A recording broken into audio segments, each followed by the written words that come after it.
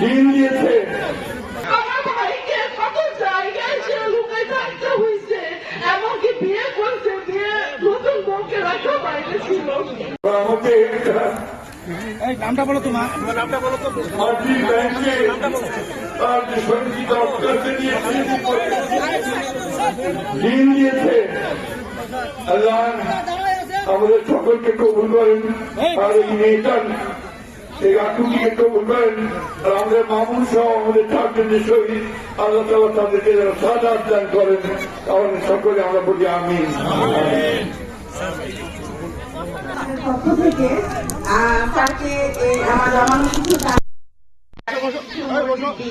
ওনাকে দিচ্ছি। আর আমি আপনাদেরকে কিছু বলতে চাই, এর আগের নির্বাচনে আমরা যেমন জীবন প্রাণ দিয়ে ধানের শীষ মার্কাকে জয়যুক্ত করার জন্য অনেক চেষ্টা করেছিলাম, এমনকি আমি নিজে বাক্স আটকায় দিচ্ছিলাম যে আমি নিজে ভোট দিতে পারিনি। এটার জন্য আমি 2 মাস যাবত বাসা থেকে বের হইতে পারিনি। কিন্তু এবারও আমরা চাবো যে মা বোন চাচা চাচিদেরকে সকলকেই আমি বলবো, এই ধানের শীষটা যে আছে 12 তারিখ পর্যন্ত আমরা সকলে পাহারা দিব। 12 তারিখের পরে এটার দায়িত্ব নিবেন আলমগীর স্যার এবং তারেক রহমান ইনশাআল্লাহ। অবশ্যই আপনারা সকলে এই ধানের শীষটাকে, এই মূল্যবান ভোটটাকে কেউ নষ্ট করবেন না ইনশাআল্লাহ। আপনাদের কাছে অনুরোধ, আমার ভাই আল মামুন শহীদ উনি হয়েছেন, উনি কিন্তু বিএনপির জন্য অনেক কিছু করেছেন। আমার ভাই একটা রাত ভালো করে বাসায় ঘুমাইতে পারে নাই।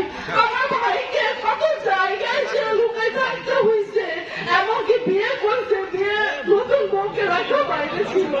কিন্তু তার এই স্মৃতিগুলো আমাদের এখনো কাঁদায়। আপনাদেরই সন্তান, আপনাদের নাতি নাতি, কিন্তু তাকে তার জন্য হলো যে এই ধানের শীষটাকে জয় করবেন, তাহলে আমাদের স্মৃতি আরো উজ্জ্বল হবে, এমনকি এই ধানের শীষ আমাদের উজ্জ্বল ভবিষ্যৎ গ্রহণ করবে ইনশাআল্লাহ। অনেক ধন্যবাদ। আপনার নাম কি? আমাকে একটা নামটা বলো, আপনার নামটা বলো তো। মাটি ব্যাংকে তার যে সঞ্চিত অর্থকে নিয়ে দিন দিয়েছে।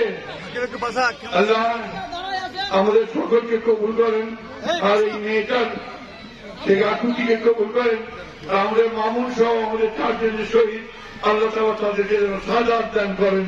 তাহলে সকলে আমরা বলি আমিন।